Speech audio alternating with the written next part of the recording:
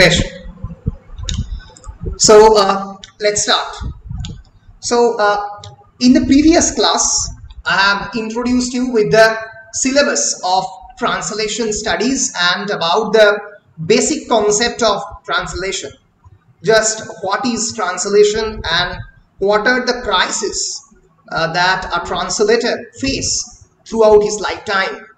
আমি তোমাদেরকে বলার চেষ্টা করেছিলাম যে কেমন ভাবে একজন অনুবাদক, one translator, faces various kinds of psychological and even sometimes social crises throughout his lifetime. কেমন করে তোমরা ট্রান্সলেটরের নাম ভুলে যাও. You have already read Mahabharata, you have already read Iliad, specifically book 1, and other loads of translated texts like Mrichakotikam and others, but you do not remember the name of the translator. তোমাদের ট্রান্সলেটরের নাম মনে থাকে না কেন? Because it's a historical crisis. কেউ ট্রান্সলেটরকে মনে রাখে না, আজকে বলে নয়, কেউই কোনোদিনই রাখেনি. But translators are those who actually bears the torchlight of knowledge. যে জ্ঞানের প্রদীপ একটা জায়গা থেকে আরেকটা জায়গায় তুলে নিয়ে আসে, একটা জায়গায় আরেকটা জায়গাতে ডিস্ট্রিবিউট করে, সে ট্রান্সলেটর. ট্রান্সলেটর না থাকলে আজকে তোমরা ব্যাসদেবের মহাভারত, সরি ব্যাসদেবের রামায়ণ, ব্যাসদেবের মহাভারত, সরি মহাভারত, রাইট, তোমরা কোনোদিনও করতে পারতে না. ফলে ন্যাচারালি এটার থেকেই খুবই স্পষ্ট যে কেন translation is a very important tool. So in the previous class I have talked about the syllabus of the translation studies. তোমরা কি আমার স্ক্রিনটাকে দেখতে পাচ্ছ? হ্যাঁ স্যার পাচ্ছি. সো যদি কেউ চাও তাহলে আগের দিনের ভিডিওটাকে পরিষ্কারভাবেই দেখতে পারো যে আমার ট্রান্সলেশন স্টাডিজের ভিডিওতে কি কি রয়েছে. So that is the translation studies syllabus. So let us now move into it. আমরা এবার আজকে মোটামুটি ট্রান্সলেশন স্টাডিজের সিলেবাস আমি অলরেডি বলে দিয়েছি. It's only 50 marks examination. তার মধ্যে 40 marks examination will be there in your end semester exam, and in the internal assessment there will be 10 marks. So it's a total 50 marks examination. মাথায় রাখবে এটা প্রায় 50 number রয়েছে. ফলে এটা একটা বেশ বড় সিলেবাসের একটা অংশ জুড়ে, এটা মানে ইট কম্পোজ দ্য এন্টায়ার পেপার. এটা কিন্তু একটা পুরো পেপার জুড়ে রয়েছে. 2 ঘন্টার এক্সামিনেশন হবে. এক্সামিনেশনের pattern I have already discussed. There will be 2 broad questions, 2 into 10 is equal to 20. 2 explanatory questions you have to answer of 5 marks each. 5 into 10, 5 into 2 is equal to 10, and then there will be 5 objective type short questions. So 5 into 2 is equal to 10. So let us begin with the definition of translation. Kake translation bole seta diye amra shuru korbo, not with the definition that we generally tell each other, jeta amra prottek din ke boli sei definition noy, but the technical definition of translation. So basically what is translation? Translation is the communication of meaning of a source language text by means of an equivalent target language text. So from the very beginning, please do note down these 2 important epithets, or these important technical terms. One is the source language and another is the target language. What is the source language? Source language মানে যে language থেকে আমি অনুবাদ করছি, যেটা যেটা অনুবাদের ভাষার উৎস, from which language I am translating the text into, and target language is my generally the translators on mother tongue. যে ট্রান্সলেট করছে তার মাতৃভাষা সাধারণত টার্গেটেড ল্যাঙ্গুয়েজ হয়, অন্য কিছু হতে পারে, বাট জেনারেলি একজন professional translator, those who translate professionally, they generally treat their mother tongue as the language of their target language. ধরা যাক আমি কোনোদিন ইলিয়াড বা অডিসি ট্রান্সলেট করছি, তাহলে আমি ইলিয়াড বা অডিসিকে বাংলাতেই ট্রান্সলেট করব, বুঝতে পেরেছো? অন্য কোনো ল্যাঙ্গুয়েজে জেনারেলি আমাকে কোনো বড় হাউস, বড় পাবলিকেশন হাউস তাতে ট্রান্সলেট করতে দেবে না। So translation is a communication, it's a dialogue of meaning of a source language text by means of an equivalent target language text. So translation is a mode of communication. It's definitely a kind of way of communicating with one another. Through this class, what I'm doing with you, I'm trying to communicate with you. আমি কি করার চেষ্টা করছি? তোমাদের সঙ্গে কথা বলার চেষ্টা করছি। ট্রান্সলেশনও তাই, এক ধরনের ডায়ালগ, এক ধরনের কথা বলা। So translation is a kind of communication of the meaning of a source language text by means of an equivalent target language text. So the English language draws a terminological distinction between translating and interpreting. Under this distinction, translation can begin only after the appearance of writing within a language community. So basically, in case of the English language, there is a terminological distinction between translation and interpretation. দেখবে অনেক বড় বড় জায়গাতে, ধরো United নেশনসে বা অন্যান্য জায়গাতে, there is an interpreter যে ইন্টারপ্রেট করে দেয়। For example, Narendra Modi is saying something in Hindi and someone translating this to Greek, from Hindi to Greek. But that he is not a translator, তাকে জেনারেলি ইন্টারপ্রেটার বলে। So English ল্যাঙ্গুয়েজে সেও আসলে translator, কিন্তু English ল্যাঙ্গুয়েজে interpreter বলতে তাকে বোঝানো হয় those who use the oral language or sign language, চিহ্নের ভাষা, sign language communication between users। কিন্তু রিটেন টেক্সট হলে তাকে ইংলিশ ল্যাঙ্গুয়েজের ক্ষেত্রে ট্রান্সলেশন বলে। So translation, this entire history of translation, this entire act of translation actually began for the first time due to translating various sacred texts. What are the sacred texts? Sacred texts bolte ekhane ki bojhano hoyeche? Anyone in the class? Sir, epic. Right. So sacred texts means epics, epic texts, and not only epic texts but also various other religious texts. আমি এক minute আসছি, কেউ একটা এসছে, আমি কয়েক সেকেন্ডের মধ্যে আসছি।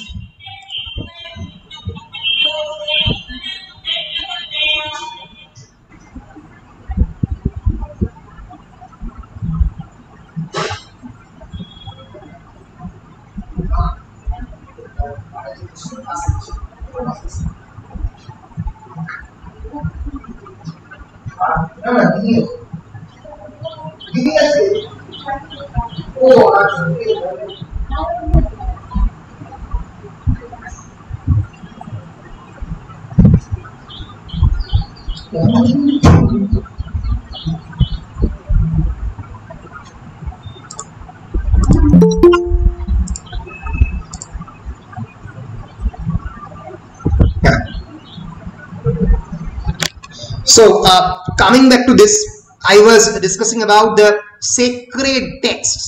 What are sacred texts? Sacred texts are not only epic texts, but sacred also mentions religious texts. Like for example, Bible is a sacred text. For example, I forgot the exact name of the text. জৈনদের ধর্মগ্রন্থ কারোর মনে আছে? জৈন দাবেস্তা। কি বলছো? আরেকবার বলো। জৈন দাবেস্তা। হ্যাঁ, right.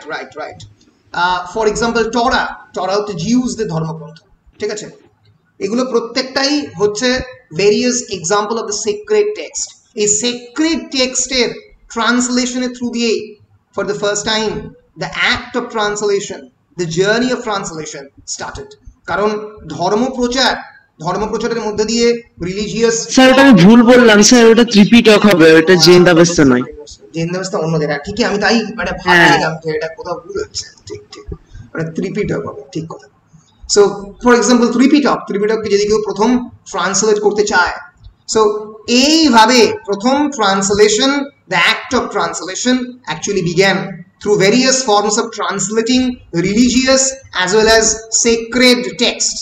Then the epic texts, মহাকাব্য, মহাভারতা, রামায়ণ, ইলিয়াড, অডেসি, তার আগে তৈরি হয়েছে এই ধর্মগ্রন্থের ট্রান্সলেশন দিয়ে প্রথমের কাজ শুরু হয়েছে। সো ট্রান্সলেশনের ইতিহাস জানতে গেলে কিন্তু প্রথম এইভাবে ট্রান্সলেশন শুরু হচ্ছে। So if we try to get a kind of technical definition of translation, translation is the act of communication of the meaning of a source language text by means of an equivalent target language text.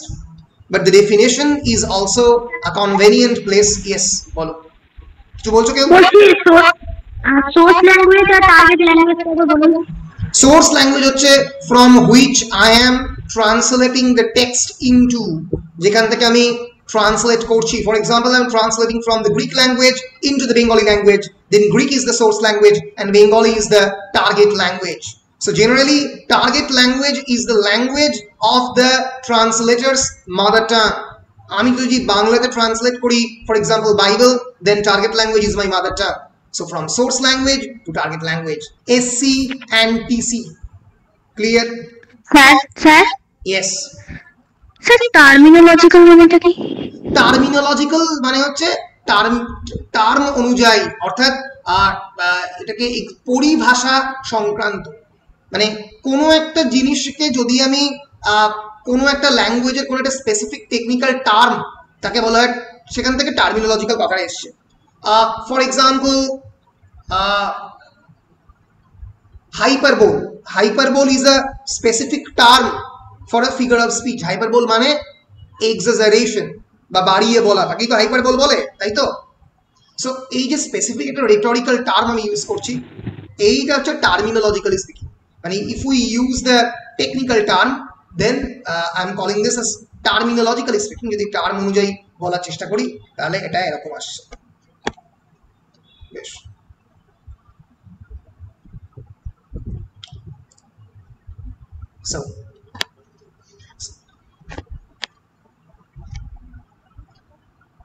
So moving into it, the English word translation actually derived from the Latin word translatio. Generally, the English word translation is derived from the Latin word translatio, which comes from the trans. Trans actually means across. একটা জায়গা থেকে আর একটা জায়গায় যাওয়াকে trans বলে। Transnational, from one nation down to the other, across. Plus ferry. Ferry means to carry, to bring.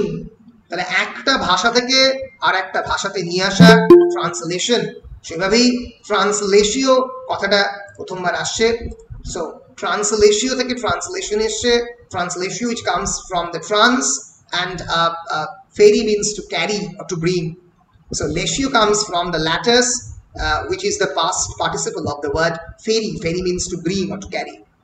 So thus translation means it's a carrying across or bringing across. So প্রথম থেকেই translation শব্দটার মধ্যে অনেকগুলো বিভিন্ন ধরনের জিনিস একটা জায়গায় আনা যে প্রচেষ্টা, সেটা ট্রান্সলেশনের এটিমোলজিক্যাল অরিজিনের মধ্যে, উৎপত্তিগত উৎসের মধ্যেই প্রথম থেকেই প্রতিষ্ঠিত।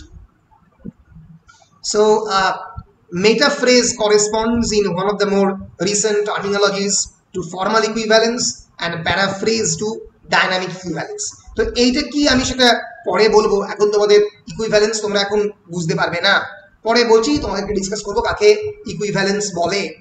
So moving into what is source language, as I've said, source language is the language being translated from, it is the antonym of the target language. Target language এর বিপরীত শব্দ হচ্ছে source language. What is target language? In translation, the target language, also called the receptor language, is the language being translated into. So target language এবং receptor language is basically the same. Generally, in the field of the translation, in most professional settings, এ সমস্ত পেশাদার ক্ষেত্রে, the target language is also the translator's first language. যে language আমি translate করছি generally এটা আমার target language হয়।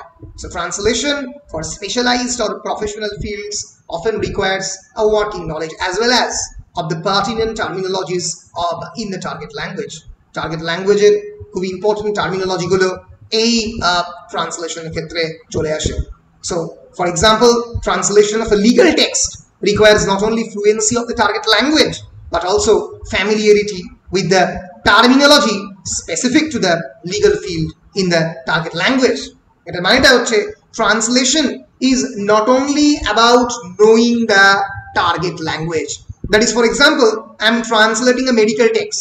আমি ধরা যায় একটা মেডিকেল টেক্সট ট্রান্সলেট করছি বা আমি একটা লিগ্যাল টেক্সট ট্রান্সলেট করছি যেটা একটা মেডিসিনের বই বা একটা লিগ্যাল প্রফেশনের বই। তাহলে ফর এক্সাম্পল আমি কি শুধুমাত্র টার্গেট ল্যাঙ্গুয়েজ জানলে চলবে না? চলবে না। কারণ কি? কারণ আমাকে মেডিসিন বা লয়ের বেসিক টার্মিনোলজিগুলো জানতে হবে। For example ফান্ডোপ্লিকেশন। ফান্ডোপ্লিকেশন মানে বেসিক্যালি স্টমাকের একটা অংশ আর কি তাকে বাদ দেওয়া। এলিএস বলে একটা লোয়ার এসোফেগাল স্ফিংক্টার বলে একটা জায়গা থাকে তাকে বাদ দেয়, তাকে ফান্ডোপ্লিকেশন বলে।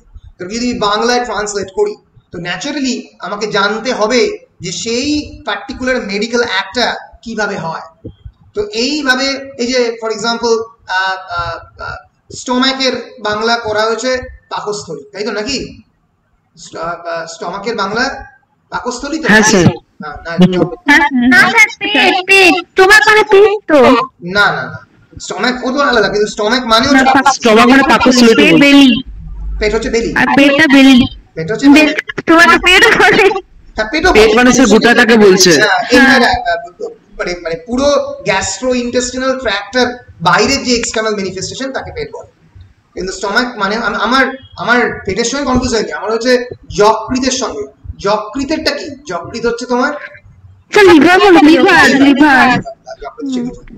সো এইরকম ভাবে মানে এই যে অ্যাক্ট অফ ট্রান্সলেশন, এই অ্যাক্ট অফ ট্রান্সলেশন ন্যাচারালি তারাই করতে পারবে যারা লিগাল টার্মিনোলজি বা এক্ষেত্রে মেডিকেল টার্মিনোলজি জানে, they are acquainted with this forms of discipline. So এইভাবে অ্যাক্ট অফ ট্রান্সলেশন হয়। এইবার আমরা আসছি from definition of translation to translation studies. Equivalence কাকে বলে আমি একটু পরে বলবো। So what is translation studies? Translation studies is basically an academic interdiscipline dealing with the systematic study of the theory, description and application of translation, interpreting and localization. The act of translation is the practical act of working with the translation. যদি কেউ অনুবাদ করে সেটা হচ্ছে translation. কিন্তু translation studies বা translation বিষয়ক পড়াশোনা সেটা কিন্তু একটা একাডেমিক ইন্টারডিসিপ্লিন। ইন্টারডিসিপ্লিন মানে ইট ইনভলভস ভেরিয়াস ডিসিপ্লিনস, বিভিন্ন ধরনের সাবজেক্টকে একসঙ্গে জুড়ে তবে ট্রান্সলেশন স্টাডিজ হয়। It is the systematic study of the theory. ট্রান্সলেশনের অনেকগুলো তত্ত্ব আছে, এই যেগুলো আমরা পড়বো এটাই ট্রান্সলেশন স্টাডিজ। ট্রান্সলেশন করার আগে তুমি যদি ইচ্ছা করলে ট্রান্সলেশন করতেই পারো, যদি তুমি দুটো ল্যাঙ্গুয়েজের গ্রামার জানো তাহলে তুমি ট্রান্সলেশন যে কোনো মুহূর্তে করতে পারো। কিন্তু যখন তুমি ট্রান্সলেশন করতে গেলে যে সমস্ত টেকনিক্যালিটি তোমাকে ফলো করতে হবে, সেই টেকনিক্যালিটিগুলো যেখানে পড়ানো হয় সেটা হচ্ছে translation studies. It is the systematic study of the theory. তত্ত্ব পড়া এটা এখন তোমরা পড়বে, তার সঙ্গে সঙ্গে ডেসক্রিপশন, বর্ণনা অ্যান্ড অ্যাপ্লিকেশন, কেমন করে ট্রান্সলেশনটা হবে, সেই সমস্ত তত্ত্বের প্র্যাকটিক্যাল অ্যাপ্লিকেশন, কিভাবে অ্যাপ্লাইড ফর্মে, ফলিত অর্থে সেটা তুমি কিভাবে অ্যাপ্লাই করবে। So that is translation studies. It's the application of translation, interpretation, ব্যাখ্যা and localization. Localization is a technical word. Localization ট্রান্সলেশনের ক্ষেত্রে মানে হচ্ছে স্পেসিফিক অর্থে ট্রান্সলেশন। লোকাল মানে একটা নির্দিষ্ট জায়গার মধ্যে সীমাবদ্ধ। ট্রান্সলেশনের ক্ষেত্রে লোকালাইজেশন মানে মানেটা যেন বিরাট জায়গাতে ছড়িয়ে না পড়ে, যেন স্ক্যাটার্ড না হয়ে যায়, যেন সেই শব্দের একটা নির্দিষ্ট মানে ট্রান্সলেশনে যায়। তোমরা কি বিভিন্ন টার্মিনোলজি ট্রান্সলেশনের নাম শুনেছো? For example, have you heard of the word called paradox? তোমরা কি প্যারাডক্স শব্দটা ইংরেজিতে শুনেছো? বলো বলো, প্যারাডক্স মানে? স্যার উল্টো কি? মানে মানে এটা উল্টো প্যারাডক্স মানে? না, প্যারাডক্স মানে বলো।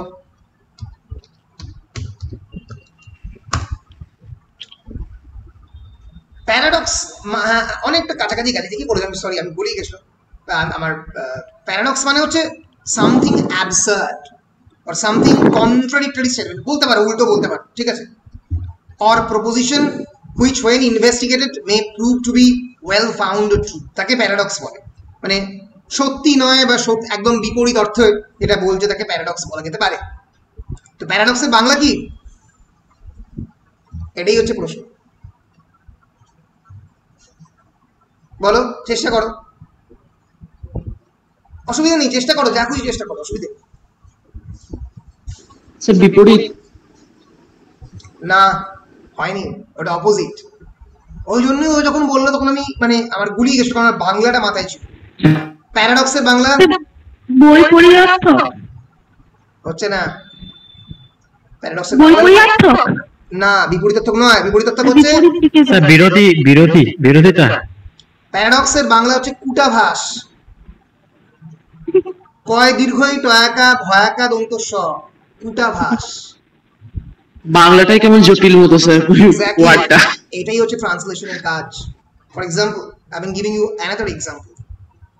ওকে, English word you will later definitely acquaint with this word যখন তোমরা 6th সেমেস্টারে ডিকনস্ট্রাকশন করবে, লিটারারি থিওরি করবে। ফেনোমেনোলজি, তোমরা কেন, what is phenomenology? Phenomenology is the study of the structures of the consciousness. এই যে মানুষের চেতনা, তার যে স্ট্রাকচার আছে, তার যে বিভিন্ন ভেরিয়াস স্ট্রাকচার, তার পড়াশোনা হচ্ছে phenomenology. So phenomenology is the structures of the consciousness. It's basically the objective study of the subjective human feelings like perception, like consciousness, like memory, like experience. আমাদের অভিজ্ঞতা, মেমোরি, তার যে এই সমস্ত সাবজেক্টিভ হিউম্যান ফিলিং এর যে objective study, তাকে phenomenology বলে। It's a philosophical study, it's a famous school of the philosophical school of the 20th century, that is phenomenology. তাহলে বুঝতে পারছো ফেনোমেনোলজি কাকে বলে? ফেনোমেনোলজি বাংলা কেউ বলতে পারবে?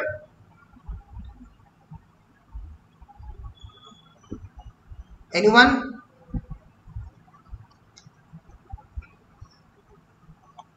কে বলতে পারবে? অবভাসবাদ। অবভাসবাদ। অ্যালিগেরির বাংলা তোমরা জানো, অ্যালিগেরির বাংলা কি? অ্যালিগেরি, এটা বলা উচিত, বলো কেউ, এটা বলো দেখি। অ্যালিগেরির বাংলা রূপক, জানো তোমরা? সো এইভাবে বিভিন্ন সময় নানা ধরনের টেকনিক্যাল গ্লিচেস থাকার জন্য টেকনিক্যাল টার্মিনোলজি অলওয়েজ অলরেডি এই সমস্ত টার্মের সঙ্গে হিডেন হয়ে থাকে। সো বুঝতেই পারছো, সেই জন্য translation is not an easy task, অতটা সহজ কাজ নয়। তো আমি এবার চলে আসছি, সেই জন্য তাকে টেকনিক্যাল দিকটাও জানতে হয় ট্রান্সলেশন করতে গেলে। সো এই যে এক্সাক্ট মানেটাকে তুলে ধরতে হয়, এই যে লোকালাইজেশন, এটাই হচ্ছে ট্রান্সলেশনের একটা খুব গুরুত্বপূর্ণ দিক, স্পেসিফিক অর্থে নিয়ে আসা। So translation studies is basically an academic interdiscipline dealing with the systematic study of the theory, description and application of the translation, interpretation and localization. Translation studies কাকে বলে?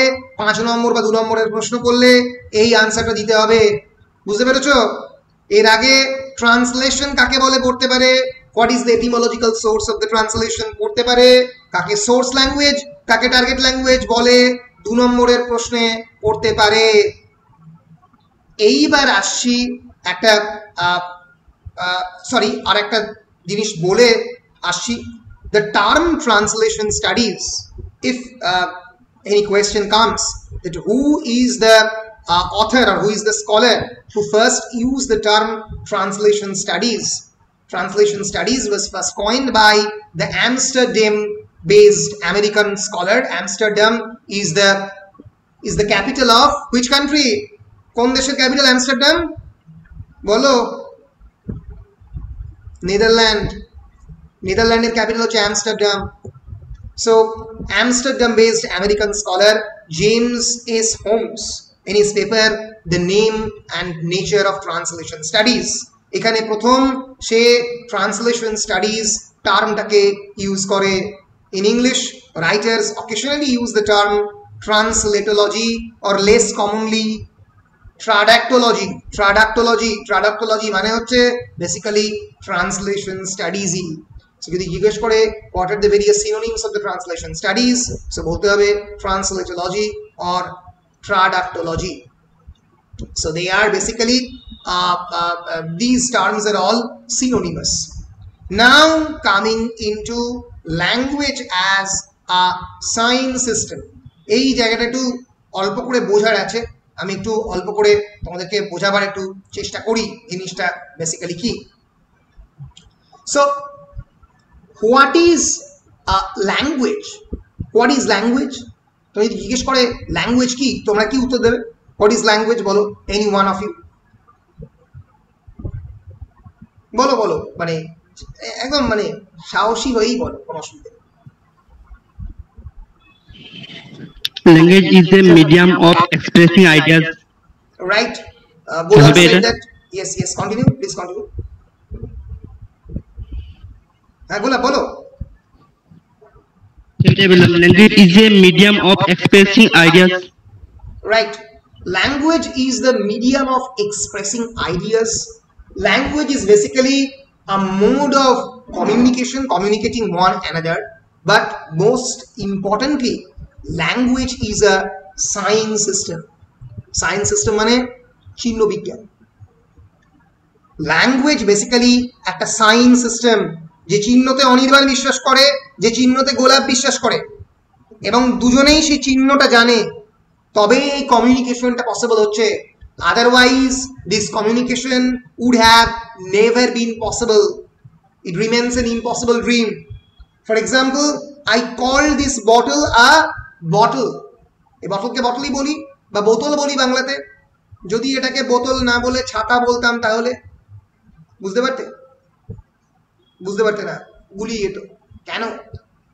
তার কারণটা আমাদের সোসাইটি চিরকাল আমাদের বাবা মা দাদু দিদিমা এই স্ট্রাকচার একটা জিনিসকে বটল বলতেই শিখিয়েছে, তাই এটাকে আমরা বটল বলি, শিখিয়েছে। অর্থাৎ এটার সঙ্গে, এই বটলের সঙ্গে বা এই বোতলের সঙ্গে ওই পার্টিকুলার বয়কা তল বোতল, এই যে শব্দটা, এটার কোনো ডাইরেক্ট প্রপোর্শনাল রিলেশন নেই। Clear? So the relation between the signifier and the signified is arbitrary.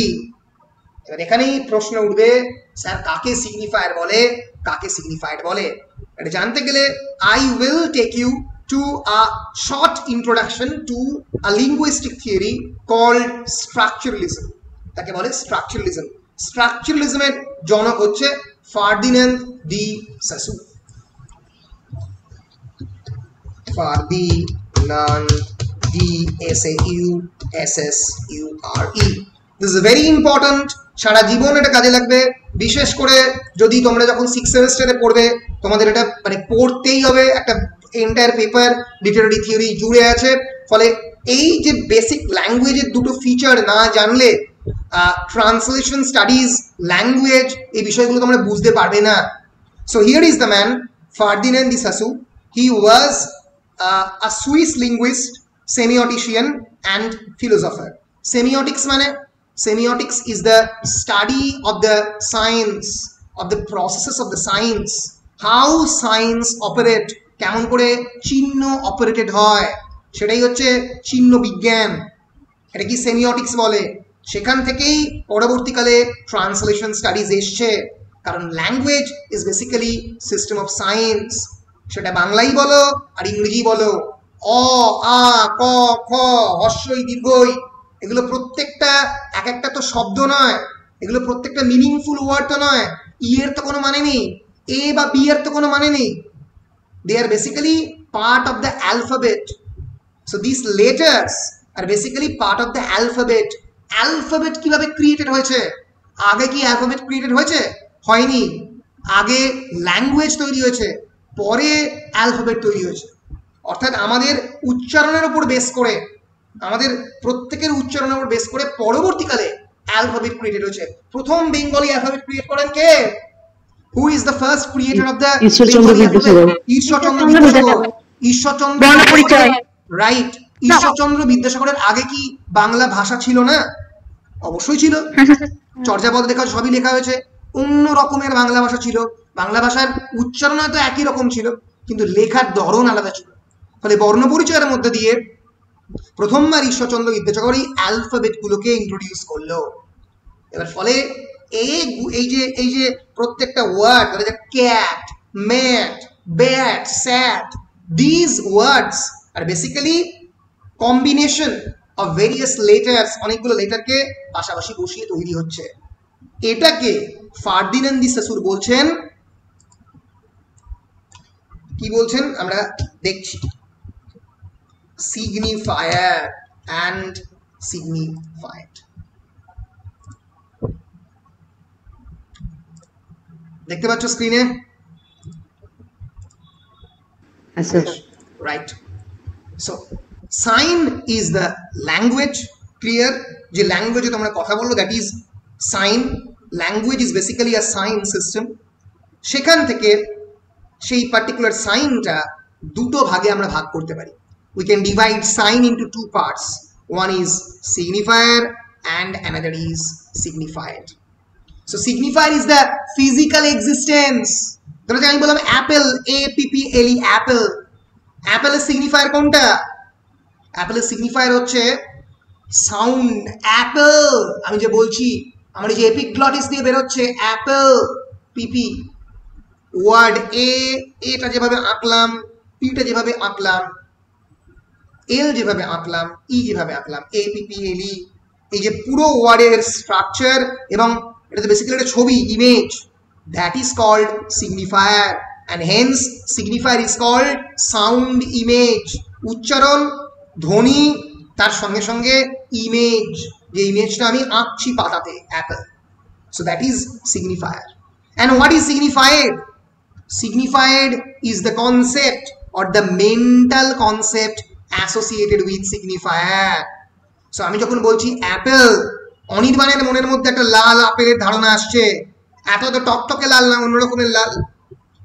এইখানে আপেলের ছবিটা দেখাচ্ছি বলে প্রত্যেকের মাথায় এইরকম অ্যাপেলের কথাটাই আসছে। কিন্তু যখন আমি ক্যাট ফর এক্সাম্পল কথাটা উচ্চারণ করলাম, তখন অনির্বাণের মাথায় যে ক্যাট এলো, সেই ক্যাট সাদা কালো এলো, সাদা কালো ক্যাট বিড়াল, সাদা কালো ক্যাট এলো। এবার অন্য লোকের মাথায় ন্যাচারালি তো অন্য আইডিয়া অফ ক্যাট আসবে, একই রকম আসবে না। ফলে mental concept always tends to differ. Mental concept আলাদা হবে, কিন্তু সিগনিফায়ারটা একই থাকবে। সাসুর ইজ দ্য ফার্স্ট ফিলোসফার যে বলল the relation between the signifier and the signified is arbitrary। আমি লিখছি, এই বানানটা তোমরা কি বলো একটু বুদ্ধি কাটিয়ে। the relation between signifier and signified is arbitrary। The relation between the signifier and signified is arbitrary. It suggests a relationship between signifier and the signified where there is no apparent reason why a specific form should signify a specific meaning। এইবার এটার বাংলা মানেটা আমাকে তোমরা বলবে। Why a specific form should create different forms of signifiers। এটা মানেটা কি?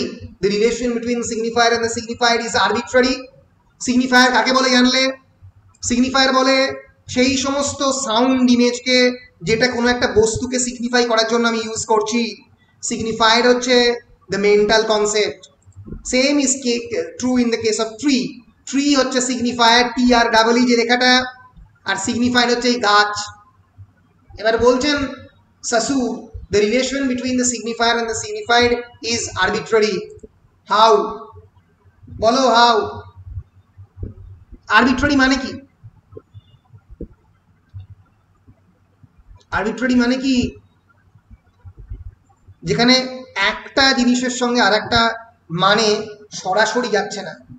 Arbitrary মানে হচ্ছে যেটা constantly changing, random, ever evolving তাকে আরবিট্রারি বলে। বলো, বলছো কিছু বলছো, বলো। আলাদা? হ্যাঁ বলো, কি বলছো? হ্যাঁ, আরবিট্রারি মানে আলাদা কি?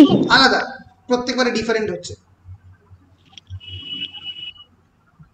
এইবার ভালো করে এই জায়গাটা বুঝে নাও, এটা সবসময়ই কাজে লাগবে। The relation between the signifier and the signified is arbitrary. বলছি তোমরা বাংলাতে আপেলকে কি বলো? আপেলই বলি। আপেলই বলো। কিন্তু ক্যাটকে কি বলো? বিড়াল বলি। একটা জাপানিজ কি বিড়াল বলে? সেটা বলবে না। বলবে না। একজন ব্রাজিলের লোক কি বিড়াল বলবে? বলবে না। জাপানিজ অং বং চুং চুং বলবে, ব্রাজিলের লোকেরা অন্য বলবে। ফলে the relation between the signifier and the signified is arbitrary. Signified যে concept of the apple এখানেও একই, হয়তো জাপানেও একই। ক্যাটেরও কনসেপ্টটা জাপানেও একই, এখানেও একই। কারণ ওই 4 legged feline, 4 পায়ে জন্তু বেরিয়ে গেল। ট্রি সব জায়গাতেই আছে, কিন্তু যে নামে ডাকে সেই নামটা আলাদা। ফলে ন্যাচারালি তোমরা যে বাংলাতে কোনো কিছুকে কোন একটা জিনিস বলে ডাকো, ফর এক্সাম্পল তোমরা ভাইকে ভাই বলো বা বোনকে বোন বলো, এটা পুরোটাই জাপানিজ বা চাইনিজ বা উরুগুয়েন বা মঙ্গোলিয়ান ল্যাঙ্গুয়েজ, সেটা অন্য বলে, ইংলিশে সিস্টার বলে, ব্রাদার বলে। ফলে এই যে ল্যাঙ্গুয়েজের ডিফারেন্স ক্রিয়েটেড হচ্ছে, এই ল্যাঙ্গুয়েজের ডিফারেন্সটা ইজ এসেনশিয়ালি ইন্টিগ্রাল। ইন্টিগ্রাল মানে সেটা ল্যাঙ্গুয়েজের মধ্যে থাকে, অথচ ল্যাঙ্গুয়েজটাই সেটা সৃষ্টি করেছে, অন্য কিছু সেটা সৃষ্টি করেনি। তাহলে বুঝতে পারছো, language is a constructed thing, যেটা তৈরি করেছে। এই যে সুকুমার রায় যখন বলছেন ছিল রুমাল হয়ে গেল বেড়াল, কিভাবে বলছেন ছিল রুমাল হয়ে গেল বেড়াল? উনি রুমালটা কি বেড়াল বলছেন। আমি যদি রুমালটাকে বেড়াল বলি তাহলে তো অসুবিধা নেই, বলতেই পারি। কিন্তু যেটা ঘটতে পারে সেটা হচ্ছে the entire system of communication can completely tumble upon, can completely get destroyed, সম্পূর্ণরূপে ধ্বংস হয়ে যেতে পারে। কারণ আমি যদি আজকে থেকে ঠিক করি কম্পিউটারকে কম্পিউটার বলবো না, বলবো স্যানিটাইজার, তাহলে আমি স্যানিটাইজার খুলে যদি গুগল মিট করতে আরম্ভ করি, তাহলে কি তোমরা আমার সঙ্গে ঠিক মতো করে কথা বলতে পারবে? পারবে না। কারণ system of communication will become completely incommunicable to you, will become completely destroyed, ধ্বংস হয়ে যাবে সম্পূর্ণরূপে। যদি আজকে আমি কোনো একটা জেনারেল বইকে বই না বলে ট্যাবলেট বলতে শুরু করি, এটা হচ্ছে ট্যাবলেট, এটা হচ্ছে বই, ফর এক্সাম্পল। যদি বইকে আমি ট্যাবলেট বলি আর ট্যাবলেটকে বই বলি, তাহলে কমিউনিকেশনে কি প্রবলেম হতে পারে? একটা বই খেয়ে নে, ট্যাবলেট খেয়ে নে, তো সেই প্রবলেমটাই হতে পারে। সো এই যে বেসিক দুটো কনসেপ্ট, একটা হচ্ছে সিগনিফায়ার, একটা হচ্ছে signified. So translation basically operates on this signifier. Signifier নিয়ে কাজ ট্রান্সলেশনের, সিগনিফাইড নিয়ে কাজ নয়। গ্রিক দেশে অন্য ধরনের গাছ হতে পারে, কিছু এসে যায় না, কিন্তু ওখানে যদি ট্রি লেখা থাকে, কারণ মানে সব জায়গাতেই গাছের কনসেপ্টটা একই, গাছ সব জায়গাতেই আছে, এবার সেখানে গাছের ধরন অন্য হতে পারে, কিন্তু যখন ইলিয়াড বা অডিসিতে ট্রি বলছে এবং সেটা যখন কোনো একজন বাঙালি ট্রান্সলেট করছে গ্রিক ল্যাঙ্গুয়েজ থেকে, সো ন্যাচারালি তাকে গাছ বলেই ট্রান্সলেট করবে। ফলে ন্যাচারালি সিগনিফাইডের যে জায়গাটা সেটা সব জায়গাতেই একই থাকছে, কিন্তু সিগনিফায়ারটা কনস্ট্যান্টলি চেঞ্জ হচ্ছে। ভাষা সবসময় পরিবর্তনশীল, কারণ ভাষার কোনো ডাইরেক্ট পৃথিবীর অবজেক্টের সঙ্গে কোনো রিলেশন নেই। তুমি বেড়াল বলছো, বেড়ালের মধ্যে কি এমন কিছু জিনিস আছে তুমি বেড়াল বল, তার মধ্যে কোনো বেড়ালত্ব আছে এটা তুমি বলতে পারবে যে ওকে বেড়াল বলছি, কারণ ওটা বেড়ালের মতোই? বলতে পারবে না, কারণ ওকে জাপানিজরা অন্য ভাষায় ডাকে, চাইনিজরা অন্য ভাষায় ডাকে। যে মানুষ, আমরা বলি মান আর হুঁশ, আমরা তৈরি করেছি ভাষাটা, তাই মানুষ। ইংলিশ ওটাকে ম্যান বলে ডাকে, সাইন্টিফিক ল্যাঙ্গুয়েজ এটাকে হোমোসেপিয়েন্স বলে। ফলে ভাষা কেবলমাত্র ভাষাই তোমাদের সুবিধের জন্য এটা ক্রিয়েট করা হয়েছে, এবং ট্রান্সলেশন শুধুমাত্র এই ভাষার উপরই অপারেট করে, অবজেক্টের উপরে করে না। ক্লিয়ার? বলো ক্লিয়ার? হ্যাঁ স্যার। হ্যাঁ স্যার। বেশ।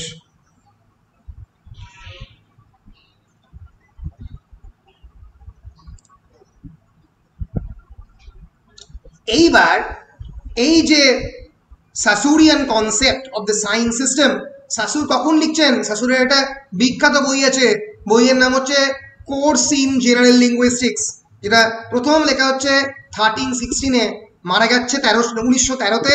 তারপরে তার স্টুডেন্টরা কোর্স ইন জেনারেল লিঙ্গুইস্টিক্স এই বিখ্যাত বইটা লিখছে ইন দ্য ইয়ার 1916। তার লেকচারকে একসঙ্গে পস্থিউমাসলি কম্বাইন্ড করে এটা ক্রিয়েটেড হচ্ছে।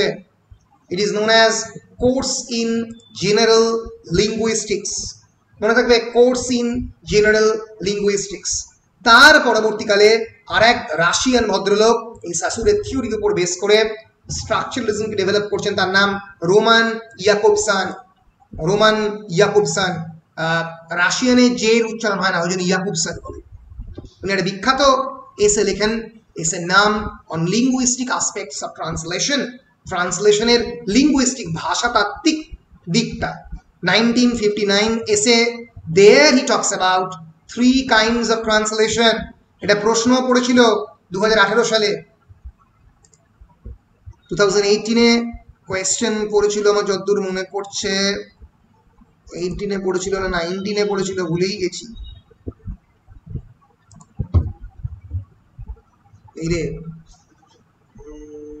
এই যে ইন্ট্রালিঙ্গুয়াল ট্রান্সলেশন কাকে বলে, তো সেটাই আজকে পড়াবো, এই 3টে ট্রান্সলেশন।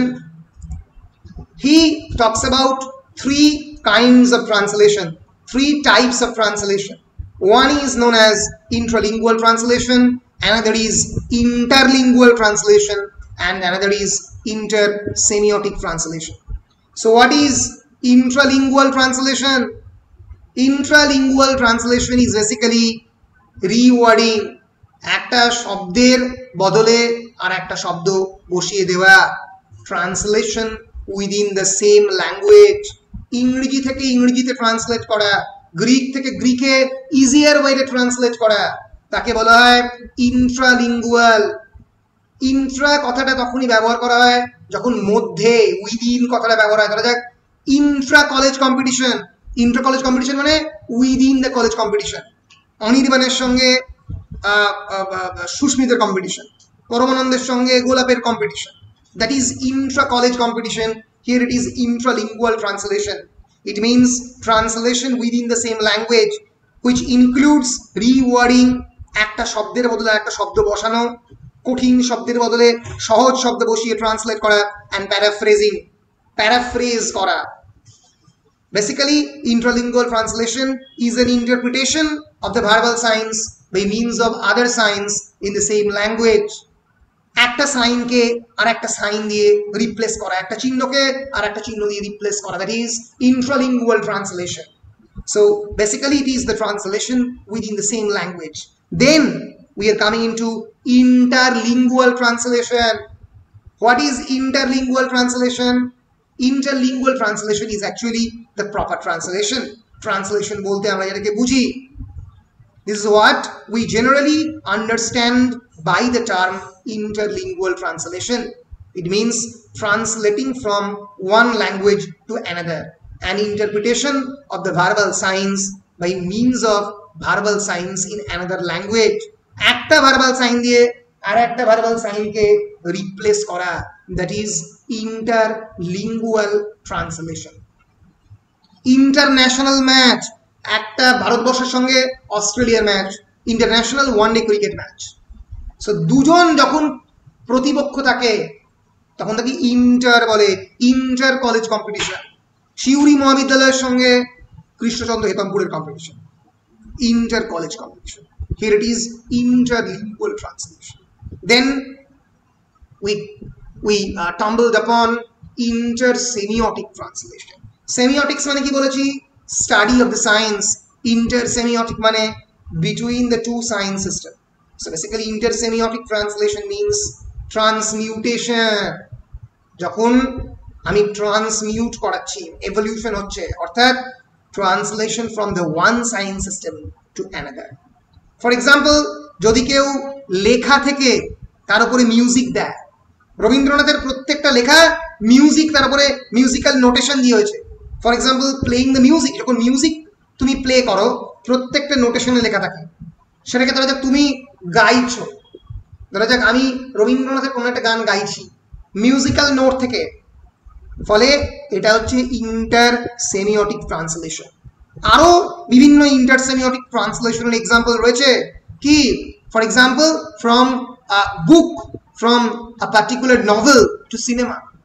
ম্যাকবেথ একটা বিখ্যাত ড্রামা, সেখান থেকে সিনেমা হয়েছে, that is inter semiotic translation.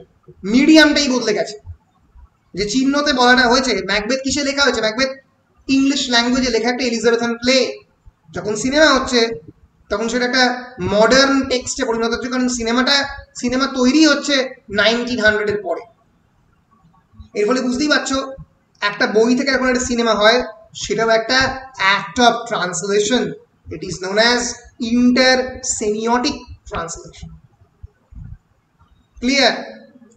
So that is inter semiotic translation. দ্বিতীয়টা একবার বলুন। দ্বিতীয়টা হচ্ছে ইন্টারলিঙ্গুয়াল ট্রান্সলেশন, যেটাকে ট্রান্সলেশন বলে বাংলা থেকে ইংরেজি, ইংরেজি থেকে হিন্দি, একটা পার্টিকুলার ল্যাঙ্গুয়েজ থেকে আর একটা ল্যাঙ্গুয়েজে translation, that is known as interlingual translation. কিন্তু অন্যদিকে inter semiotic translation, for example একটা বুক থেকে একটা audio visual translation, that is inter semiotic translation. যদি আমি কোনোদিন ফর এক্সাম্পল কেসি কলেজকে নিয়ে তুমি একটা কেউ বই লিখলে, তোমরা সেই বইটাকে নিয়ে যদি আমি কোনোদিন সিনেমা করি, যদি ডকুমেন্টারি বানাই, that is inter semiotic translation. Clear? পরিষ্কার তো? বলো বলো বলো। হ্যাঁ স্যার, ঠিক আছে। বেশ, হ্যাঁ বুঝতে পেরেছি। বেশ বেশ। So generally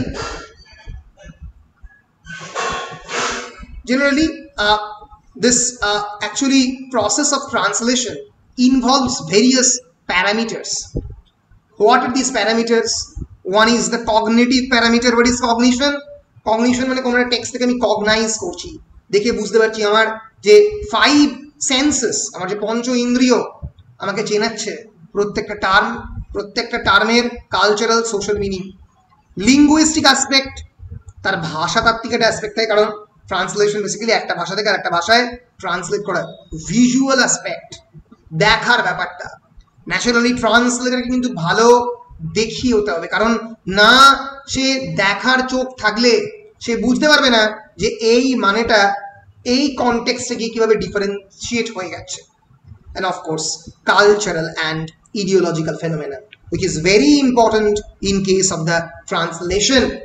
At a famous cultural translation এর example আমি এর পরে গিয়ে আরো বেশি করে দেব, is actually কৃত্তিবাসী রামায়ণ।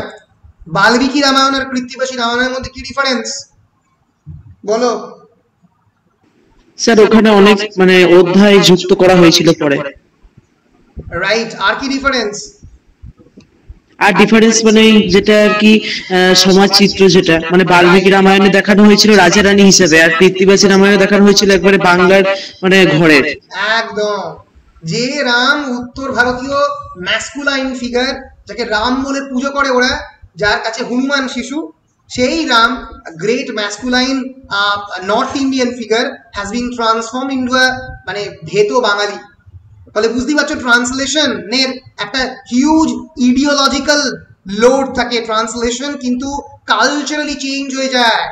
যদি এখন অনির্বাণ, সিউড়িবাসী অনির্বাণ ইলিয়াড বা অডেসি ট্রান্সলেট করে, সো ন্যাচারালি সেই ইলিয়াড এবং অডেসি অনেকটা চেঞ্জ হয়ে যেতে পারে। সেই গ্রিক যে হিরো অ্যাকিলিস, অ্যাগামেমনন, তারা কিন্তু পাল্টে গিয়ে 2020 সালের বাঙালিতে পরিণত হতে পারে। সেই রিস্কটা থেকেই যায় ট্রান্সলেশনের ক্ষেত্রে। সো কৃত্তিবাসী ট্রান্সলেশন কমপ্লিটলি ডিফারেন্টলি ইট অপারেটস, একটা রামকে একটা অন্য মানুষে পরিণত করছে। তাহলে বুঝতেই পারছো কিভাবে translation can change an original text. So it has its ability to completely transform an original text. So that is called cultural translation. So translation has many aspects: cognitive, visual, cultural and ideological, adarshogata aspect. For example, I'm translating Marx's famous book Communist Manifesto. আমি translate করছি। যদি আমি একজন Marxist হই, আমি যদি আদর্শগতভাবে আমার ideological view point যদি মার্কসিস্ট হয়, আমি যদি বামপন্থী রাজনীতিতে বিশ্বাস করি, তাহলে ন্যাচারালি আমি এমনভাবে ট্রান্সলেট করব যেখানে আমার নিজস্ব রাজনৈতিক মতাদর্শ রিফ্লেক্টেড হচ্ছে।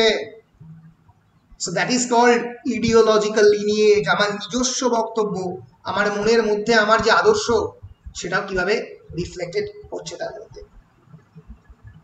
দেন we come across various schools of the translation studies. এবার আমরা ট্রান্সলেশন স্টাডিজের নানা স্কুলগুলোকে পড়তে শুরু করব। First is the school of the equivalence. What is equivalence? Anyone? Equivalence, certificate of equivalence ও দেয়া হয়। তোমরা কি জানো equivalence মানে কি? equivalence মানে হচ্ছে সাম্য বা এক ধরনের সমানতা ক্রিয়েট করা। Okay, so for example, you are getting a degree of graduation from Krishnachandra Hetampur College, and then you will move into Arab Amir Shahi, United Arab Emirates. তুমি কোনোদিন মুভ করবে, তখন তোমার একটা সার্টিফিকেট অফ ইকুইভ্যালেন্স চাই। যে আরব আমির শাহীর ডিগ্রিটার নামটা তো আর গ্র্যাজুয়েশন নয়, অন্য নাম। এবার সেই নামে সঙ্গে গ্র্যাজুয়েশন ডিগ্রি মানে 10+2+3 এটাই যে হচ্ছে, এটা প্রমাণ করার জন্য তোমাকে ভারত সরকার একটা সার্টিফিকেট অফ ইকুইভ্যালেন্স দেবে। Equivalence means that this certificate is equal to the degree given by your country. তোমার দেশ যে ডিগ্রিটা দিচ্ছে তারই ইকুইভ্যালেন্ট, যাতে তুমি আরব আমির শাহীতে গিয়ে মাস্টার ডিগ্রিতে ডাইরেক্ট অ্যাডমিশন নিতে পারো, যাতে তোমাকে গ্র্যাজুয়েশন করতে না হয়। So that is called equivalence. Now, how it is important in case of the translation? Because translation is basically an exercise in equivalence. Translation একটা সমানতা রাখার চেষ্টা সব সময় করে। So in translation studies, equivalence is the most used and often abused term in translation studies. So for all the practical purposes, it means sameness. So the object of all the translations is to achieve the sameness, যাতে একই থাকে। যাতে আমি যে লেখাটা translate করছি, the Mahabharata from the original Sanskrit, আমি যখন তাকে বাংলায় ট্রান্সলেট করছি, যাতে সেই অর্জুন, যে বীর অর্জুন, সে কেন বীরই থাকে, সেই সোশ্যাল পিকচারটা কেন আমি আমার লেখার মধ্যে তুলে ধরতে পারি। Equivalence. So equivalence is the basic important principle and cornerstone of translation studies. Equivalence should be maintained between the source language and the target language. So to replace a sign in the ST means source translation by a same sign in the TT means target translation. So translation is all about equivalence, and this search is actually futile. Futile means never possible, impossible. এই সার্চটা যে সেমনেসের সার্চটা, search for equivalence is not possible. কারণ আমি যে cultural সেটিংয়ে লিখছি, আমি যে ইডিওলজিক্যাল সেটিংয়ে বসে মহাভারত ট্রান্সলেট করছি, সেখানে আমার মহাভারতের সময়কার সেই ফিলিংটা আনা কিছুতেই সম্ভব নয়। ফলে অনেক ওয়ার্ড, সেই ওয়ার্ড কনস্ট্যান্টলি চেঞ্জ হয়ে যায়। প্রত্যেকটা শব্দের যে নিজস্ব কনোটেশনস, তার যে একটা গূঢ়ার্থ, যেটা সেই স্পেসিফিক কালচারাল সেটিংয়ের জন্য অ্যাপ্লিকেবল, সেটা এই পার্টিকুলার জায়গাতে এসে কমপ্লিটলি পরিবর্তন হয়ে যায়, চেঞ্জ হয়ে যায়। আমরা কোনোভাবেই ট্রান্সলেশনে সেই জিনিসটা মানে তুলে ধরতে পারবো না। তোমরা ছোটবেলা থেকে শুনে এসছো একটা বিখ্যাত অ্যাডভার্টাইজমেন্ট, সুরভিত অ্যান্টিসেপটিক ক্রিম বোরোলিন। এবার এই বোরোলিনের সঙ্গে তুমি কি অ্যাসোসিয়েট করো? যে বোরোলিন মানেই সুস্থ ত্বক, সুন্দর ত্বক, সুন্দর ঠোঁট। ন্যাচারালি সেটা যতই ট্রান্সলেট করা হোক ইংরেজিতে, দ্য ফ্র্যাগ্রেন্ট অ্যান্টিসেপটিক ক্রিম বোরোলিন, কখনোই ওই সুরভিত অ্যান্টিসেপটিক ক্রিম বোরোলিন তার যে আমেজ, তার যে অনুভব, সেটাকে তোমাকে যেভাবে অ্যাট্রাক্ট করবে, তুমি পৃথিবীর যেখানে দেখো না কেন, যেভাবে তোমাকে অ্যাট্রাক্ট করবে, কেউই কোনোদিন এই ল্যাঙ্গুয়েজে বলা মানে অন্য ল্যাঙ্গুয়েজে ট্রান্সলেট করা জিনিস তোমাকে অ্যাট্রাক্ট করতে পারবে না। ফলে the search for equivalence in translation is always already futile, সময়ই ব্যর্থ হবে, কিন্তু translation is all about equivalence. Translation equivalence কে খোঁজার চেষ্টা করে। Clear? So equivalence now can be even of two types. Equivalence কে আমরা দুটো ভাগে ভাগ করতে পারি। One is the formal equivalence and another is the dynamic equivalence.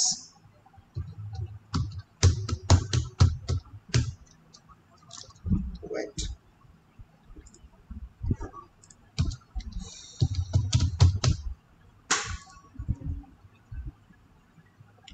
What is formal equivalence?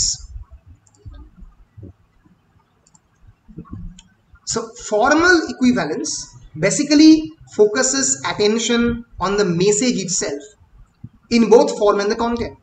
For example, এটা কি বলে transliteration. যখন আমি literally translate করছি, it basically focuses on the message itself, যে মেসেজটা দেওয়ার চেষ্টা করছে sign system, linguistic sign system যেটা কনভে করার চেষ্টা করছে, both in form as well as in content structure as well as ভেতরে যেটা রয়েছে content, প্রত্যেকটা ফলো করে basically I'm trying to translate the message. In such a translation, one is concerned with such a correspondences as poetry to poetry, sentence to sentence, concept to concept. অর্থাৎ কবিতা থেকে কবিতাই create করছে। দেখবে অনেক সময় অনেক ট্রান্সলেশনে ফর এক্সাম্পল তোমরা পড়েছো মেটামরফোসিসের যে পেঙ্গুইন ট্রান্সলেশনটা সেটা কবিতাতেই লেখা। অরিজিনাল ট্রান্সলেশন, অরিজিনাল যে লেখাটা ওভিডের, ওটাও কবিতাতে লেখা। এবার ন্যাচারালি রাজশেখর বসুর মহাভারত, তুমি কি পড়েছো রাজশেখর বসুর মহাভারত? সেটা গদ্যে লেখা, সেটা পদ্যে লেখা নয়। ফলে ওটা ডায়নামিক ইকুইভ্যালেন্স, ওটা ফর্মাল ইকুইভ্যালেন্স নয়। ফর্মাল ইকুইভ্যালেন্স হচ্ছে পুরোপুরি স্ট্রাকচার এবং কন্টেন্ট পুরোটাই ফলো করে। যদি আমি কোনো কিছু কবিতা থেকে কবিতাকে ট্রান্সলেট করি, আমি চাইলে গদ্যতেও ট্রান্সলেট করতে পারি, সেটা আমি করতেই পারি, কিন্তু ছন্দ মিলিয়ে সবকিছু মিলিয়ে যদি আমি ট্রান্সলেট করি, that is formal equivalence. So সেই সমস্ত মহাভারতের ট্রান্সলেশন যেখানে পুরো মহাভারতটাই শ্লোকের আকারে ট্রান্সলেটেড হয়েছে, that is they are basically formally equivalent text. পুরোপুরি কাশিরাম দাসের মহাভারতটা ওইভাবে মনে হয় ছন্দ আকারে মনে হয়েছে। Absolutely, Kashiram Das's Mahabharata has been written in keeping in accordance with the rhyme scheme. So that is an example of the formal equivalence. Rajshekhar Bosu's Mahabharata is an example of the dynamic equivalence. Or Rupendra কিশোর রায়চৌধুরীরও গল্পে রাখেন। Absolutely, ওটা ছোটদের জন্য, ওটা অনেকটাই ছোট হয়ে গেছে, সাইজটা অনেকটা ছোটদের মহাভারত, ছোটদের রামায়ণ, ওটা সাইজটা অনেকটা কমিয়ে ফেলেছে। So in case of the formal equivalence, in such a translation, one is concerned with the correspondence from poetry to poetry, sentence to sentence, প্রত্যেকটা শব্দ ট্রান্সলেট করে। So viewed from this formal orientation, one is concerned that the message in the receptor language means target language, যেখানে receive হচ্ছে receptor, মানে কি receive করে, receptor language should match as closely as possible the different elements in the source language. So the receptor language should almost follow all the structures of the source language in case of the formal equivalence. But what is dynamic equivalence?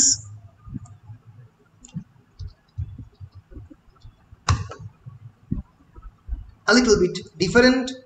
Dynamic equivalent actually means the closest natural equivalent to the source language. Sorry, closest natural equivalent হচ্ছে আমি আগে যেটা বলেছি formal, ডায়নামিকের ডেফিনেশনটা এখান থেকে দেখি।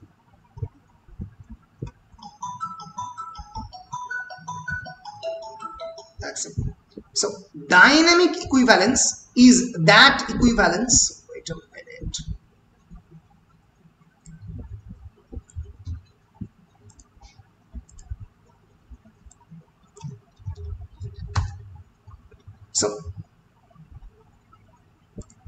so according to আমি একটু আগে যার কথা বললাম, যে ফর্মাল ইকুইভ্যালেন্স এবং ডাইনামিক ইকুইভ্যালেন্সের ডেফিনেশন দিয়েছেন, he is one of the most famous translator or linguist known as Eugene Nida. Always remember the name Eugene Nida, N-I-D-A. So according to Eugene Nida, she actually coined this term called formal equivalence and dynamic equivalence. According to Eugene Nida, dynamic equivalence, the term he originally coined, is the quality of a translation in which the message of the original text has been so transported into the receptor language that the response of the receptor is essentially like that of the original receptor. যেন original রিসেপ্টরের মতোই শুনতে লাগে, কিন্তু একটু হলেও dynamic কথাটার মানে হচ্ছে তার মধ্যে চেঞ্জ থাকবে, অর্থাৎ এই সময়ের মতো করে যেন ইকুইভ্যালেন্সটা হয়। অর্থাৎ আমি 2020 থেকে যদি মহাভারত ট্রান্সলেট করি, ন্যাচারালি 2020 মতো করে মহাভারত ট্রান্সলেট হবে না, তার মধ্যে যেন 2020 খানিকটা হলেও ছাপ থাকে। So dynamic means that which is changing. So dynamic equivalence means যেখানে একটা চেঞ্জিং ওয়েতে ট্রান্সলেশনটা আমি রিপ্রেজেন্ট করতে পারছি সাধারণ মানুষের মধ্যে, দ্যাট ইজ কল্ড রিসেপ্টরস। মানে কি রিসেপ্টর? মানে যারা রিসিভ করবে। রিসেপ্টর ল্যাঙ্গুয়েজ মানে আগেই বলেছি target language. Receptor language means basically target ল্যাঙ্গুয়েজে যেখানে ট্রান্সলেশনটা হচ্ছে। So that is the difference between formal translation, formal equivalence and dynamic equivalence. And from the 1950s and the 1960s in translation studies, this equivalence debate emerged. How to produce equivalence, how to produce proper meaning from one language to another, rather to create a range of substitutions. মানে একটা substitution, একটা ওয়ার্ডের অনেকগুলো substitution যদি তোমরা কোনোদিন practically translate করো একটা বড় ট্রান্সলেশন এজেন্সির হয়ে, পেঙ্গুইনের হয়ে, তাহলে বুঝতে পারবে ওদের কিন্তু তুমি কোনো শব্দ ওরকমভাবে দুমদাম তোমার মতো করে ট্রান্সলেট করতে পারবে না। ওদের একটা ডিকশনারি আছে যেখানে কেমন করে তুমি এই সাবস্টিটিউশন একটা শব্দের কোন মানেটা করতে পারবে তার একটা রেঞ্জের লিমিটেশন আছে, সেই লিমিটেশনে তোমাকে বেঁধে দিচ্ছে। So there is a range of substitution limitation. সেটার মধ্যে তুমি কেমনভাবে ফেলবে, কেমন করে দুটো জিনিসের মধ্যে সোর্স ল্যাঙ্গুয়েজ এবং টার্গেট ল্যাঙ্গুয়েজের মধ্যে একটা সমানতা রাখবে, একটা ইকুইভ্যালেন্স রাখবে, সেটাই হচ্ছে ইকুইভ্যালেন্সের মূল কথা। Though attaining equivalence is almost an impossible job. So এইভাবে আমরা বিভিন্ন টাইপের translation, various schools of translation আমরা এবার পড়বো। Back translation, machine translation, sworn translation. পরের দিনকে আমরা ব্যাক ট্রান্সলেশনে যাব। আজকে এতদূর থাকবে। আজকে কি বললাম আমরা? আজকে বললাম about what is translation, the definition of translation, as well as various types of translation. আমরা বললাম what is translation studies, আমরা বললাম what is signifier, what is signified, আমরা বললাম what is source language, what is target language, তার সঙ্গে সঙ্গে আমরা বললাম what is equivalence, তার আগে আমরা পড়লাম, তারপরে বললাম what is formal equivalence, what is dynamic equivalence. So এই হচ্ছে, আর তার আগে বললাম intralingual translation, interlingual translation and semiotic translation. So এই বেসিক কনসেপ্টগুলো পরীক্ষায় 2 নম্বর এবং 5 নম্বরের প্রশ্নে যে কোনো সময় আসতে পারে। আমার সঙ্গে যখন পড়বে, পড়ার সঙ্গে সঙ্গে যে স্টাডি মেটেরিয়ালটা দেওয়া হয়েছে সেটা আস্তে আস্তে, মানে যদি কারো এখন প্রিন্ট আউট করতে না পারে সে খাতায় লিখে লিখেও পড়তে পারে, কোনো অসুবিধা নেই, ঠিক আছে? সো স্যার যে পয়েন্টগুলো বললেন সেগুলো লিখে নিতে পারি তো, খাতায় লিখে লিখে তাহলে পড়তে সুবিধা হবে? অ্যাবসলিউটলি, সেটা লিখে লিখে পড়তে পারো। মোবাইল খুলতে পারো, খুলে পাশে ওই স্টাডি মেটেরিয়ালটা রাখলে, লিখে আমি যেটা বলেছি সেটা লিখে রাখলে তার সঙ্গে সঙ্গে মিলিয়ে দেখতে পারো যে এইটার মানে তাহলে এটা দাঁড়াচ্ছে, করে করে নিজের মতো করে পড়তে শুরু করো। বারবার বলছি, translation studies is basically your door towards theory. এর পরবর্তীকালে তোমরা তোমাদের সাবজেক্টে যে সমস্ত জিনিসগুলো পরবর্তীকালে পড়বে, লিটারারি থিওরি, ফিল্ম স্টাডিজ, যে তত্ত্ব নিয়ে পড়াশোনা, সেই পড়াশোনা তোমার এই প্রথম শুরু হলো। মনে রাখবে, আমি নিজে ট্রান্সলেশন স্টাডিজ এমফিলে গিয়ে প্রথম পড়েছি, তাকে পড়িনি। ফলে তোমরা কিন্তু অনেক ম্যাচিওর সাবজেক্ট পড়ছো, অনেক কম পড়ছো কিন্তু অনেক ম্যাচিওর সাবজেক্ট পড়ছো। ফলে তোমাদের সেই সাবজেক্টটা পড়তে গেলে যেহেতু ম্যাচিওর জিনিস পড়ছো, তাই তোমাদেরকে মানে সেই টেকনিক্যালিটিটা জানতে হবে। ফলে বুঝতে পেরেছো? রেডি হও, প্রস্তুত হও। ফিল্ম স্টাডিজটা কি আছে ওখানে? ফিল্ম স্টাডিজে basically theory of the film, কেমন করে ফিল্ম তৈরি হয়, অ্যান্ড ফিল্মের ন্যারেটিভ কেমন করে তৈরি হয়, কত ধরনের ফিল্ম হয়, history of the entire film, history, western ফিল্মের হিস্ট্রি পুরো রয়েছে। 4th সেমেস্টারে পড়াবার চেষ্টা করব।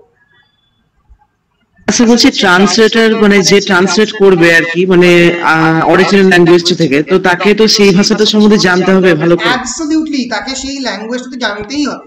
মানে সেই তাহলে রবীন্দ্রনাথের যিনি গীতাঞ্জলি মানে ট্রান্সলেট করেছিলেন, তাহলে সে কি তাহলে ভালো করে বাংলাটা জানতেন? ডাব্লিউবি ইয়েটস, হ্যাঁ বেশ ভালো করে মোটামুটি জানতেন। তখনকার দিনে একটা মোটামুটি ফ্রেমওয়ার্ক তৈরি করে দিয়েছিলেন রবীন্দ্রনাথ, জানতেন মোটামুটি। কিন্তু বিরাট যে জানতেন সে কথা আমি বলতে পারি না, যদি এটা বললে আমাকে লোকজন হয়তো মারবে। কিন্তু ডাব্লিউবি ইয়েটস এর ট্রান্সলেশন অনেকেই বলে যে খুব দারুণ নয়, তার থেকে বরঞ্চ এখন অনেকেই ট্রান্সলেটার, পৃথিবী বিখ্যাত ট্রান্সলেটার আছে। You can always Google their name, some of the greatest translator, ভাবতেই পারবে না, ফাদার দোতিয়েন। তো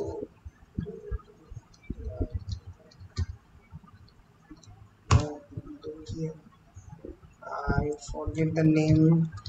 Dotien, Father Datien, yes, that is Paul Datien, Father Datien. Charyapada থেকে শুরু করে মানে সমস্ত ধরনের বাংলা ট্রান্সলেট করেছে। বিরাট বড় পণ্ডিত মানুষ, একজন জেসুইট প্রিস্ট, খুব সাধারণ মানুষ, মানে সাধারণ জীবন চর্চা করেন, সাদা শীতের খসড়া, এমন ভালো বাংলা বলে ভাবতেই পারবে না। ফাদার দোতিয়েন আছে, মার্টিন কেমশেন, নাম শুনেছ? মার্টিন কেমশেন, জার্মান ভদ্রলোক, বাংলা শুনলে তোমার মাথা খারাপ হয়ে যাবে। রবীন্দ্রনাথের সমস্ত বাংলা বই উনি ট্রান্সলেট করেছেন, মার্টিন কেমশেন। This is the man, Martin কেমশেন। ট্রান্সলেশন শুনলে অবাক অবাক অবাক হয়ে যাবে। হ্যান্স হার্ডার, জার্মান ভদ্রলোক, যদি বাংলা শোনো, আমি মানে পার্সোনালি তাকে দেখেওছি দু একবার। Hans Harder, this is the man. He knows মানে many languages of the world, পৃথিবীর অনেকগুলো ভাষা জানেন, মানে 19 to 18 ল্যাঙ্গুয়েজেস হি নোজ। এক সেকেন্ড,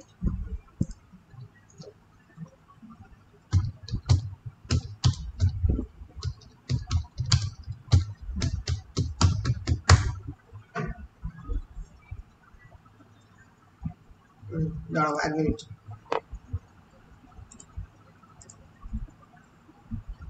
হ্যাঁ, তোমরা কি আমাকে শুনতে পাচ্ছ?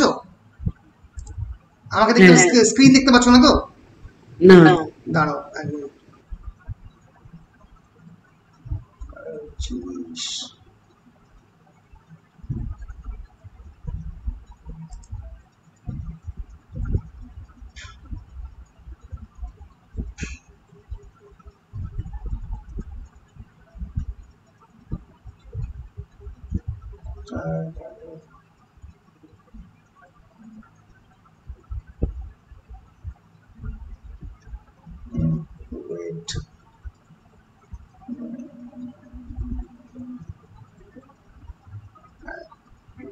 না, চলছে।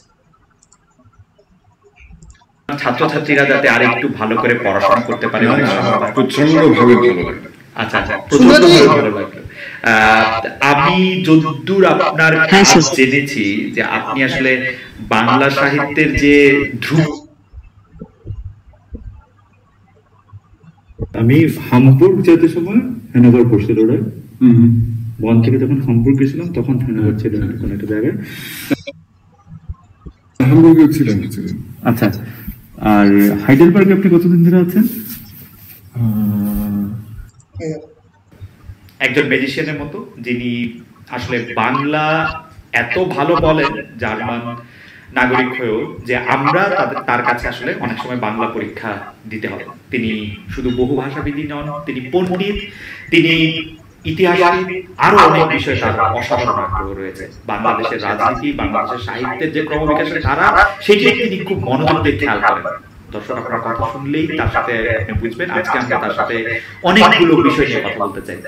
প্রফেসর হার্ডার, আপনি কয়টা ভাষা বলতে পারেন? বলতে পারি, মানে উপমহাদেশের ভাষা বলছেন, বাংলা, হিন্দি, উর্দু কিছুটা, তামিল কিছুটা, একটু মারাঠি।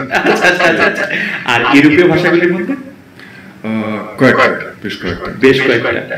আচ্ছা, এটা খুবই ইন্টারেস্টিং যে আপনি এই বাংলা কবে শেখা শুরু করলেন?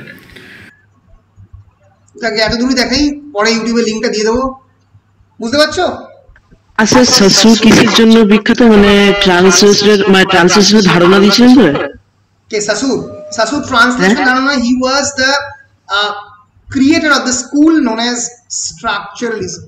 স্ট্রাকচারালিজম বলে একটা স্কুল রয়েছে, যেখানে তিনি তার আগে প্রথমবার বলেন যে language is basically divided into two parts, one is signifier, another is signifier, যার উপরে ট্রান্সলেশনের কনসেপ্টটা পুরোটা দাঁড়িয়ে রয়েছে। Signifier and signified theory and the thought that the relation between the signifier and the signified is arbitrary. দুটো সিগনিফায়ার এবং সিগনিফাইডের মধ্যে ধারণাটা মানে কনস্ট্যান্টলি এভার চেঞ্জিং, সবসময় সতত পরিবর্তনশীল, সেটা বলার জন্য। বুঝতে পেরেছো? তোমাদের কি নন ডিটেইল গুলো পড়াবেন এইবার? না, আমার ট্রান্সলেশন স্টাডিজটা শেষ হয়ে যাক। আর কোনো ডিটেইল টেক্সট বাকি আছে? আছে তো অনেকগুলো নাকি? হ্যাঁ স্যার, আগাথা ক্রিস্টি আছে। ঠিক আছে, আগাথা ক্রিস্টি অনির্বাণ পড়াবার কথা, যদি অনির্বাণ না পড়ায় তাহলে আমি পড়াবো, ঠিক আছে? বেশ, তাহলে আজকে এত দূরই থাকলো, এখানেই আজকের লেকচার আমি শেষ করলাম। পরের দিন দেখা হবে তোমাদের সঙ্গে, পরশু দিনকে আমি ক্লাস নেব, আমি বলে দেবো 5টার সময় ক্লাস নেব, ঠিক আছে? স্যার একটা কথা ছিল, বলছিলাম যে আমার ফেসবুকটা কেন খুঁজে পাওয়া যাচ্ছে না? ওকে, এক minute, let me stop the recording first and then I will talk about it.